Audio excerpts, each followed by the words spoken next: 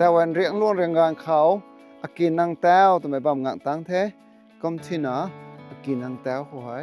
บนเดียงอาเจ้าเราข้อมากระปรีนี่กตินะขนาดไอ้เราเราปนี้ so let me run up to the อากินนางแต้ว and tell you the story why this is named after อากินนางนี่ให้อากินนางแต้วตอนนั้นพอลมกิตบุญแจงรีสอร์ทที่อากินนางฮะเลี้ยงตัวก็ไม่ใช่เลยอากินนาง might be or must be a giant or a เลี้ยงตัว who is extraordinarily stronger than the normal portions. So he used to jump by single leg from here to this upper bed of stone. So this stone is named after him as he made a historic jump over here by a single leg. มันร้องละภาษาดาริท้ายให้ก้าวมีฮะจะพิษสกิลดาวพิษสกิลไอ้ยังฮะพิษปงุนะปวนสโรเกพิษปงุอินซีสโรเกพิษปงุดาวของนั่นแก้วมีฮะก็มากตันขนาดก็ควงต้นกับพิษกูเราตินะให้อันนี้ normal มาใช้เขาพิษกูงามาเกก็ตินะให้กินนางทอกตันขนาดเลยนะสิก็พิษกูไม่แบบแม่ก็ใช้กูไม่แบบแม่แต่มาทั้งก็ควงกูไม่แบบแม่ตินะกินนางแต้วนะพอเราตัวแม่ตัวให้บัมไปนะคะ historic สินะบัมเรียกร้องแรงงานครับไทยทงกูเท this is the brief information about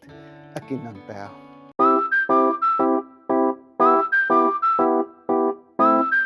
ตัวไอ้ก็มานับดวงไทย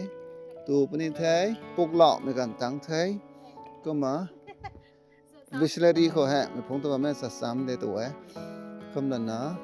แต่พงตัวมันคำลานิปัตเทย Orange Festival Season นี้เทยโอเคแต่ให้สกัดมันเทยปีดวงริตูปนี้นี่อะไรเขาท่อปลุกตัวนั้นชาวกันนี่สันนี่นับมารับโอเครูนี่เด้บีนี่เด้ฮาวนี่เด้นี่แจงตันนุขังพงตัวมันจะตายปลุกนักฮะก็มาปลุกแล้วนั่นแต่ว่าทำไมตามคุยตาม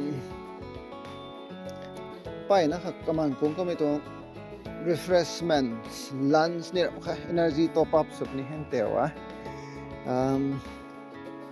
ไว้เห็นน้ำทุนน้ำมันบำเดะก็ที่น่ะเห็นโอ้ก็ติคุยนี่โอ้กลุ่น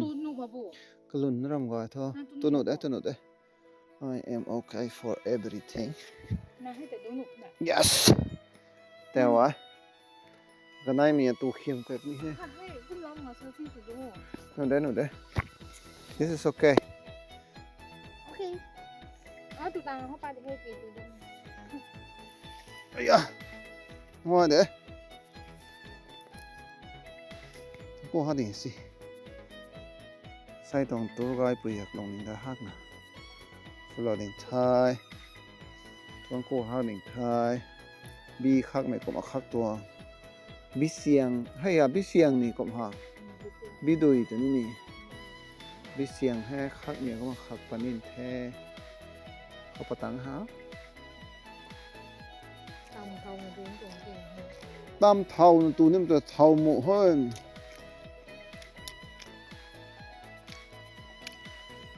ดูสิของมันก็ไม่ลงไงอ่ะบางอย่างดูฮะ very interesting yeah